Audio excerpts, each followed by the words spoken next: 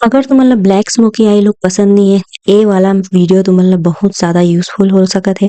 सबले पहली मैं अपन आँखी में लगाता हूँ कंसीलर, और वैसे तुम्हाला अतका ज़्यादा प्रिसाइज़ होके कंसीलर लगाए के ज़रूरत नहीं है, जैसे तुमने लगा था वैसे ही लगा सकत था।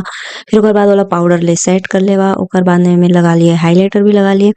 अब हमन स्टार्ट करबो थोड़ा-सा ट्रांज़िशन, त हल्का रंग के कलर लेना है जो भी तुमन के पसंदीदा होई।